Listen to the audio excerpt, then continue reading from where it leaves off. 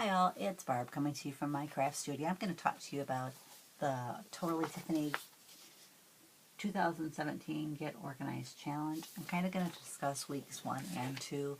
Week 1 aired live on Tuesday the 31st, but you can still watch it. It's available, it was recorded, so you can watch it.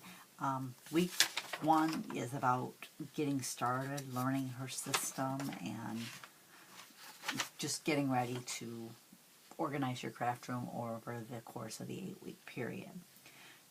She assigns homework each week, and the first week you're supposed to make a big benefit reminder board and come up with a reward list for each of the 8 challenges that you complete. People use all kinds of things for rewards. They use things that they buy, things for their craft room, or you can also use things that really don't cost money, like I'm going to take time to, if you enjoy reading, read a book or watch a movie or watch my favorite television program or whatever, cut out some you time or time with your family. Hey, we're going to do game night. That could be one of your rewards. You're supposed to hang that big benefit board up someplace in your room. You're also supposed to come up with one big benefit, which is why she calls it the big benefit, which is which is kind of the whole purpose of why are you cleaning your room. For me, the first time through, my big benefit was that I would be able to craft without frustration, because I was so frustrated trying to find things that I ended up really not crafting at all. So that was what my big benefit was, and a lot of people's are along the same line, but there are some different ones. You're supposed to read about the 4-section system, and the 4 sections are alphabets and numbers, which includes non-themed phrases and words.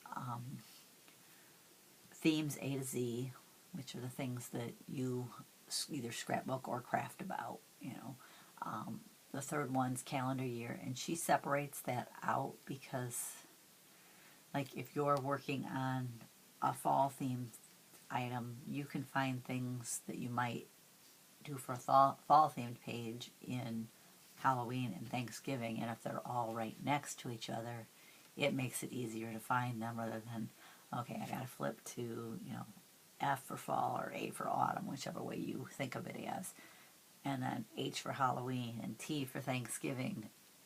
It just makes it harder.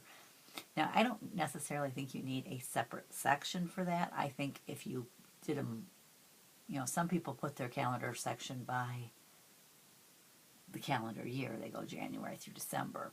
That might be a little harder, but if you did it by seasons like I do, I could take winter and put it under W and then just have subcategories after it of Christmas, New Year's, Valentine's Day, and then do the same thing for spring, have my St. Patrick's Day, my Easter, and I have Mother's Day in there. So I think that would work just as well if you didn't want to have that extra spot. And then the fourth one is rainbow, which includes any embellishments that you have that, and your paper, obviously, that aren't really a theme, they're just a color.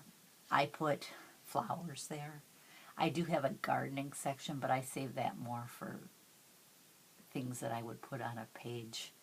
Like if I'm working on a page about my mom, I think of gardening with her, so I go there to find different gardening things. I put my flowers that I use more as embellishments on a card or a page. I put them in the rainbow under whatever color flower they are. But you can make that work however it works for you, and she really does stress that you need to make the system work for the way you think. So if you see hearts and think Valentine's Day, your heart should go on Valentine's Day.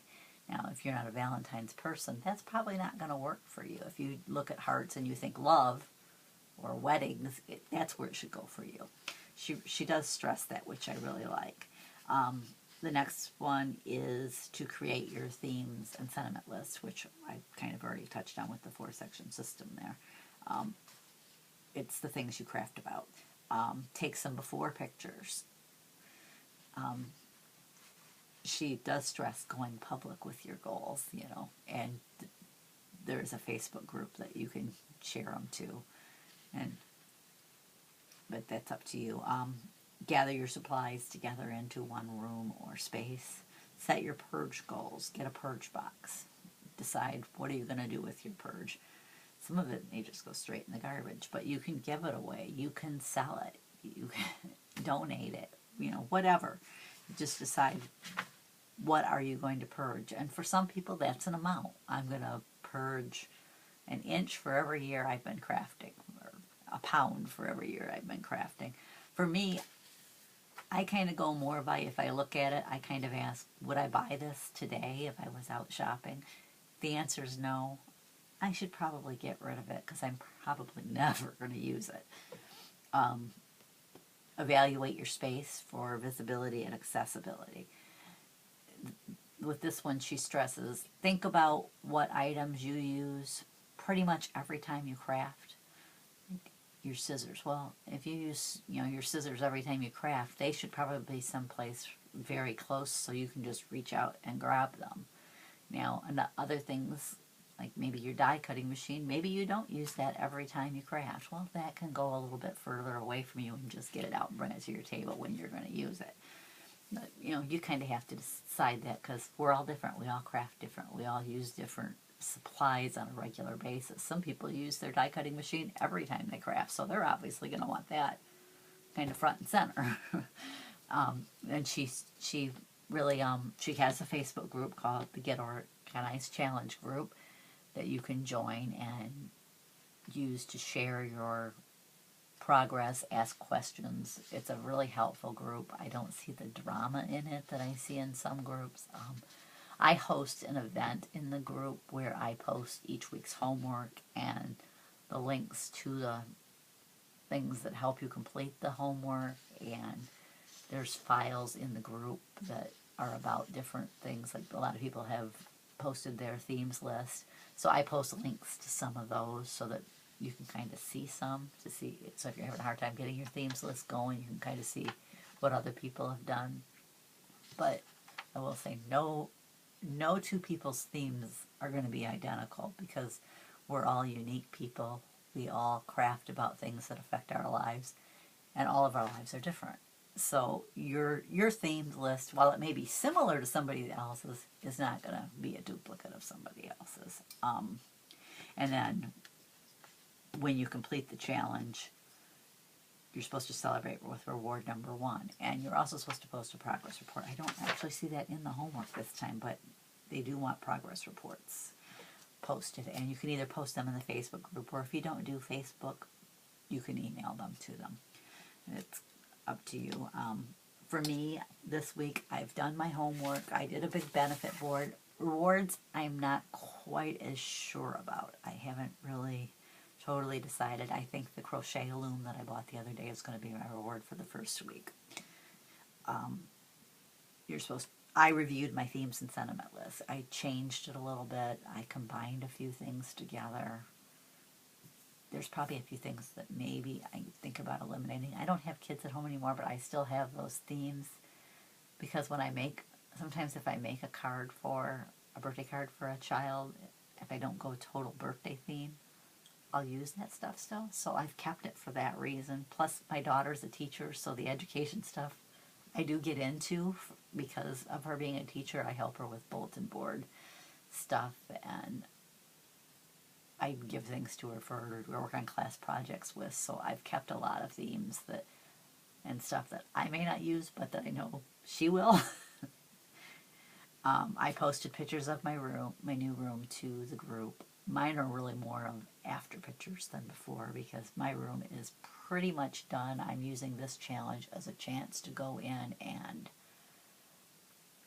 kind of clean up my organization. I want to look through my stuff again and purge it, because our tastes change. What we craft about changes. So I think every now and then it's important to go through your things and say, hey, I'm never going to use this. And, give it to somebody who will, because somebody else may love that item. So, and a lot of my things like that I will give to my daughter, and she can use them in her classroom because, sometimes the kids love the stuff that I look at and think, I wouldn't use that now. But they think it's cool. I went through, for Christmas, one of the things that I considered a Christmas gift, we didn't really give each other things. There's things that we've bought through the year that we considered our Christmas gifts for each other.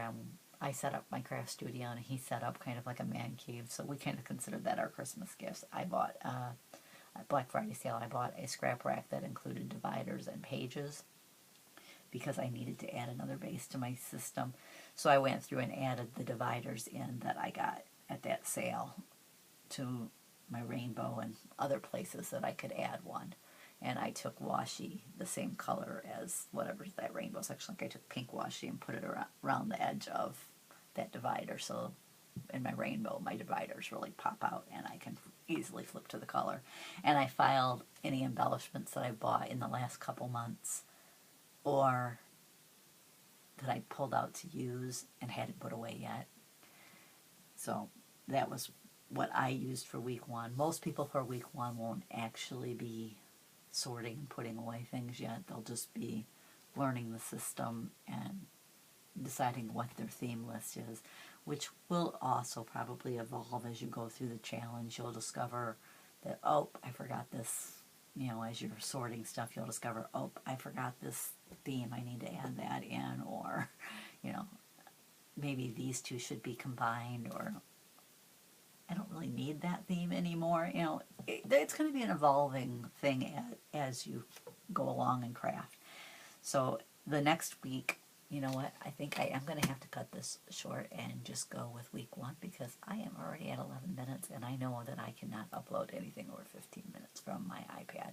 So I guess I will just make this week one and do week two in the next video.